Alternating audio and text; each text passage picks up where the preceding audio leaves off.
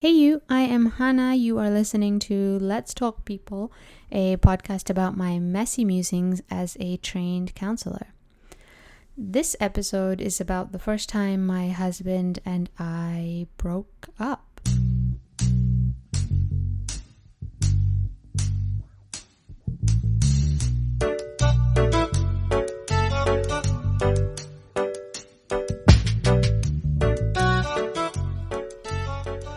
Johnny gets this funny face every time I remember the story out loud.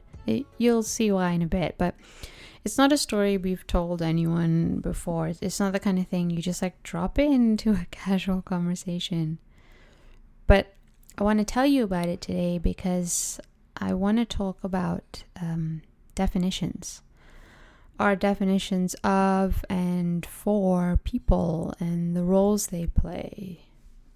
Anyone really, like mothers, fathers, siblings, partners, friends.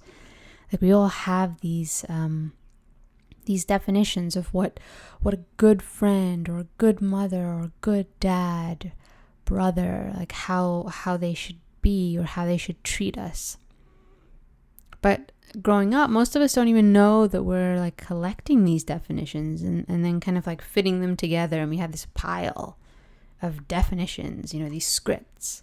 But we are, sometimes we get given these definitions, or maybe we pick them up, we dust them off, and then we hang them on the wall, and we take care of them and tend to them, and we fight and argue for them, and we protect them. I mean, we protect our definitions of people, of how we think people should be and act and treat us. We protect those definitions like they're alive and breathing and living at the cost of protecting the actual person, My first encounter with definitions, these constructs, was with Johnny. I mean, I've been collecting definitions all my life, of course, but I didn't know or see this even as a possibility until Johnny. We got married almost 3 years ago. We've been together for almost 6. But when we first met, I was actively not looking for a relationship. And this was my line, I kept telling him, I don't want to be in a relationship. I don't want anything serious. We're just hanging out. I remember date 3, I told him, and we were sitting at a restaurant across from each other, and he pretended to get up from the table he was going to leave the restaurant. It was pretty funny. But the reason I didn't want anything serious is it's mostly because my last relationship was really abusive, and I was finally, for once, enjoying being me, just being with myself.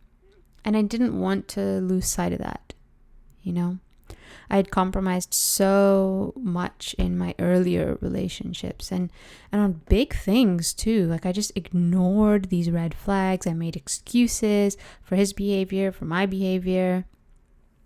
I curbed what I wanted, what I thought, what I liked. And really, I compromised a lot on my safety, my mental health, just because I was scared to leave, And then I left and I learned to be with myself, and it felt so good. And I wasn't about to lose that again. So I broke up with Johnny. I'll get back to the actual breakup conversation in a second, but I want to tell you this because this may be my favorite part of this story. That right after the breakup conversation, he was walking me to the train station. I was going home to pack and fly out to Cuba the next day for a week with a girlfriend. And he was really sad. I mean, understandably, right? I just broken up with him and out of the blue, because otherwise, things had been going great. As far as he knew until that day, until we met, everything was fine. I really liked him. I mean, as far as I knew, I really liked him until that day. So of course he was sad, right? But I wasn't. I wasn't sad. Actually, after this breakup conversation, I was actually really visibly happy. I was so happy that while we were walking, I had to like turn my face to the side a little bit away from him so he wouldn't see me smiling. I felt bad, but I just couldn't help it. I couldn't stop smiling. I felt so like free and alive, because there's something so good and aligned about listening to yourself. And for me, breaking up with him in that moment, as harsh and mean and confusing and whatever as that might sound, that was me listening to myself. And I had just never done that in a relationship before. I had never truly listened to myself, not my ego or like the part of me that wants to impress you or get your attention, but my like solid self. So as sad as that was, that moment, for me, it was really big, really happy. But okay, let's talk about the moments before, like the actual breakup conversation. I don't remember how it started. We met up after work. I saw him on the street when we met, and he was smiling and he was walking towards me and like happy to see me. And I thought, oh man, I'm about to break up with this guy. And I knew he didn't see it coming. Again, like I didn't see it coming, but it's how I felt. So we sat in a lobby of a hotel room, and I told him I felt this pressure about being in a relationship and how I didn't want to head in that direction. I just wanted to hang out and be easy. And I kept using words like feeling suffocated and claustrophobic. And it was hard because like, he wasn't actually doing anything to make me feel suffocated or to make me feel claustrophobic. And it wasn't like, oh, well, he didn't know what he was doing. Like he had a great intention, but I still felt that way because of his actions. Like it wasn't that. I couldn't point to anything he was doing or not doing, but I felt this way because of this like relationship construct, right? This definition. And the feeling was so strong, I had to listen to it. I didn't know this at the time, but I didn't know how to bring myself fully into the relationship, because in my definition, I had to choose. Like here's this guy that I love more than I expected. And then here's my definition of a relationship. And then here is me feeling like solid by myself more than I have ever felt before. And those things just like didn't fit together. I mean, how could I be me in full and then be in this relationship in full? The definitions just like didn't match up. And I remember thinking that Johnny, his response would be like upset, or I mean, of course, understandably upset, but like I just didn't think he would react in a positive or understanding way. Not because of him, but I just hadn't had someone understand me before without working like really hard to be understood, But he didn't react badly.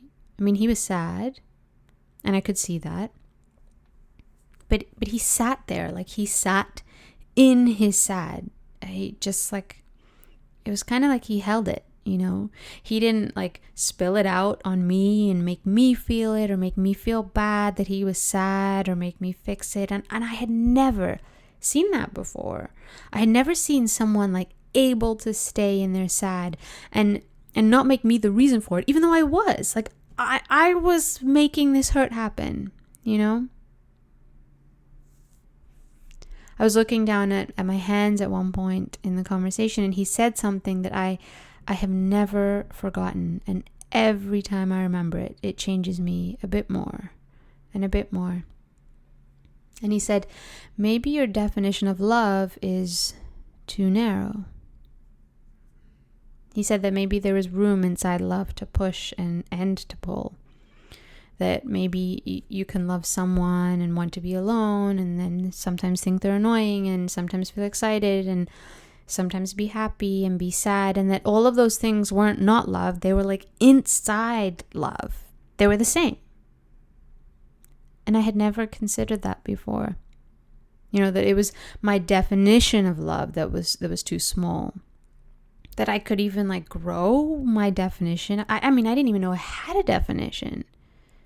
I thought I was like suffocated by by the relationship, and then so the relationship needed to change. But I never saw that I was suffocated by my definition of a relationship. But to Johnny, love was like flexible and big, and it didn't really have rules. We could just kind of make them up as we go, and we could bend them even. So I went to Cuba the next day, and I kept thinking about what he said and how there was so much space inside that idea, you know? I mean, I'd spent so much of my life until that point moving people around or moving myself around to like suit my definitions or to match other people's definitions. But this was the complete opposite. This was like a non-definition. We still broke up that day. Maybe it was less of like a breakup and more of just like we bent. And after that conversation, after I had made my decision and we were heading back to the station, or right before, I told him like I didn't want him to contact me anymore. But we still held hands on the walk back to the train station. Even though it didn't make sense, it didn't like fit my definition of what you're supposed to do and feel after breaking up with someone. Like, why did I want to hold his hand still? And then I hugged him and I smiled, and I probably smiled a bit too big, at least for my own definition of like how happy you should feel after breaking up with someone. And then I told him that I have this feeling that this isn't the last time that I'm going to see you. Even though like you don't say that to someone when you break up with them, do you? But I did. We did. And then I messaged him the moment I got back from Cuba. 6 years later, and I still think about what he said about how my definition of love was too narrow. It still is sometimes, but seeing that, it helps. And it feels like, I just think it's so cool that we can play with our definitions, mold them. That's it for today. Thanks for listening. Find me on Instagram. My handle is HANNN_AH. I have new episodes out every Monday. I added in Thursday starting last week. And I will see you next time.